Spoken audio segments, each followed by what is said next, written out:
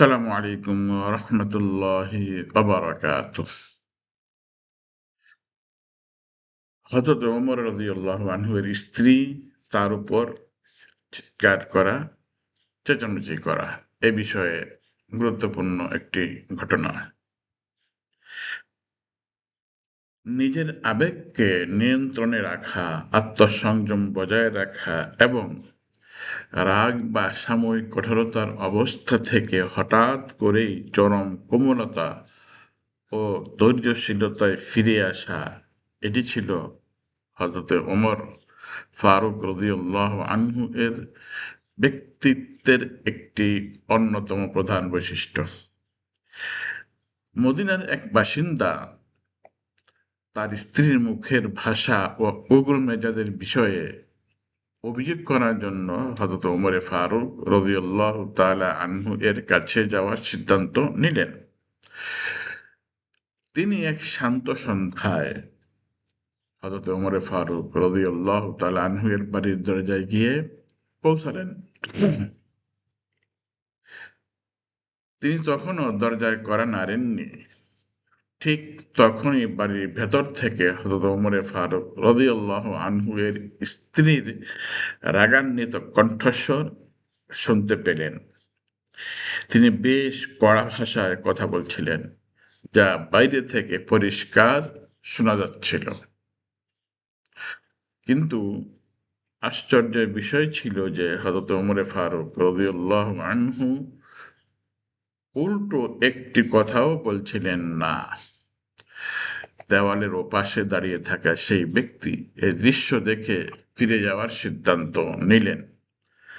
তার মনে হযরত ওমর ফারুকের জন্য করুণা হচ্ছিল এবং তিনি হতাশ হয়ে পড়ছিলেন এই ভেবে যে যেখানে নিজের স্ত্রীর বিষয়ে হযরত ওমর ফারুক তার এই অবস্থা, সেখানে তিনি কিভাবে তার সমস্যার সমাধান করবেন।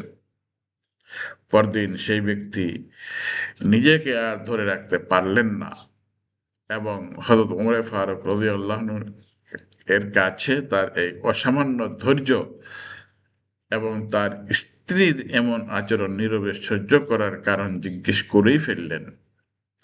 কারণ মানুষ হযরত ওমর ফারুক রাদিয়াল্লাহু আনহু এর গাম্ভীর্য, প্রতাপ ও আত্মমর্যাদা সম্পর্কে খুব ভালো করেই জানত।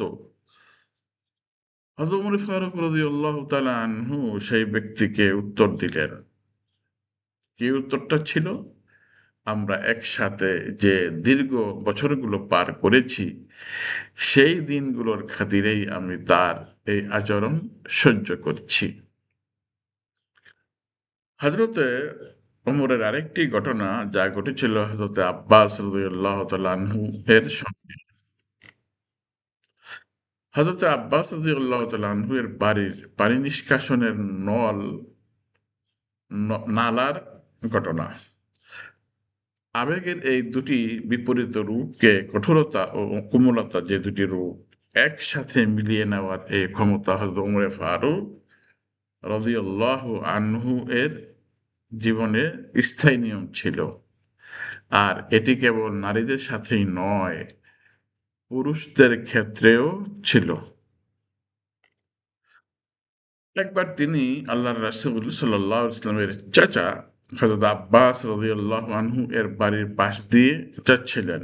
তিনি লক্ষ্য করলেন যে সেই বাড়ির ছাদ থেকে রাস্তায় বৃষ্টির পানি পড়ার জন্য একটি কাঠের নালা লাগানো রয়েছে, যা দিয়ে পানি যা দিয়ে পড়া পানি রাস্তা দিয়ে যাতায়াতকারী মানুষদের কষ্ট দিতে পারে।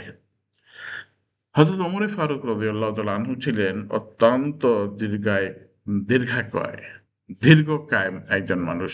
অনেক লম্বা মানুষ ছিলেন, যার উচ্চতা ছিল প্রায় ২২০ সেন্টিমিটার। তিনি হাত বাড়িয়ে সহজেই সেখানে পৌঁছে গেলেন এবং নিজের অসাধারণ শক্তি খাটিয়ে সেই কাঠের নালাটিকে এদিক ওদিক ঝাঁকিয়ে উপরে মাটির নিচে ফেলে দিলেন। হযরত আব্বাস রাদিয়াল্লাহু তাআলা আনহু যখন এটি দেখলেন, তখন হযরত ওমরকে বললেন, আল্লাহর কসম, রাসূলুল্লাহ সাল্লাল্লাহু আলাইহি ওয়াসাল্লাম নিজের পবিত্র হাত দিয়ে এটিকে এই স্থানে লাগিয়ে দিয়েছিলেন। আর তুমি এটিকে তার জায়গা থেকে উপড়ে ফেললে? কোনো প্রকার দ্বিধা বা পলক না ফেলে হযরত ওমর ফারুক রাদিয়াল্লাহু তাআলা আনহু তখনই থমকে গেলেন। তিনি সাথে সাথে মাটিতে নিজের দুই হাত ও হাঁটু পেতে উপুড় হয়ে বসলেন এবং বললেন, আমি আল্লাহর কসম খেয়ে বলছি, আপনি এখনই আমার পিঠের উপর দাঁড়াবেন এবং এটিকে পুনরায় ঠিক সেই জায়গায় স্থাপন করবেন। হযরত আব্বাস রাদিয়াল্লাহু তাআলা আনহু হযরত ওমরকে এমনটি না করার অনুরোধ করলেন এবং বললেন যে অন্য কেউ তার হয়ে এই কাজটি করে দেবে। কিন্তু হযরত ওমর উত্তর দিলেন, আমি কসম খেয়ে ফেলেছি, দয়া করে এটি এখনই করুন। আপনার কাছে এবং রাসূলুল্লাহ সাল্লাল্লাহু আলাইহি ওয়াসাল্লামের কাছে ক্ষমা চাওয়ার আর কোনো উপায় আমার জানা নেই। এই ঘটনাটি রাসূলুল্লাহ সাল্লাল্লাহু আলাইহি ওয়াসাল্লামের ওফাতের পর হযরত ওমর ফারুকের খেলাফতকালে ঘটেছিল। আমরা বুঝতে পারলাম যে হযরত ওমর ফারুক রাদিয়াল্লাহু তাআলা আনহু তিনি যেমন ছিলেন প্রতাপশালী, কঠোর, আবার তেমন তার ভিতরে ছিল কোমলতা। দুটি ঘটনা থেকে তাই স্পষ্ট হলো। তাই আমরা অনেক সময় অল্পতেই রেগে যাই। স্ত্রীর উপর অনর্থক রাগারাগি করি। স্ত্রীরাকে আমরা প্রাধান্য দেই না। কিন্তু ওমরের মতো মানুষও তিনি স্ত্রীর কাছে কৃতজ্ঞ ছিলেন। সেজন্য তিনি স্ত্রীর রাগারাগির সময় তিনি নীরবে সহ্য করে গিয়েছিলেন। ফলে তাদের সংসারটা দীর্ঘায়ী হয়েছিল এবং আজীবন তারা একই সঙ্গে সংসার করেছেন। দুজনে যদি রাগারাগি হয়, দুজনে যদি রাগারাগি করি তাহলে বিষয়টি আরো বেশি বেড়ে যাবে, ফলে সংসার আর টিকে না। সেজন্য সবসময় আমাদের স্ত্রীদের যে রাগারাগি এটাকে সহ্য করে নিতে হবে এবং সংসার মধুর হবে, এই প্রত্যাশা রেখেই আজকে আলোচনা শেষ করছি।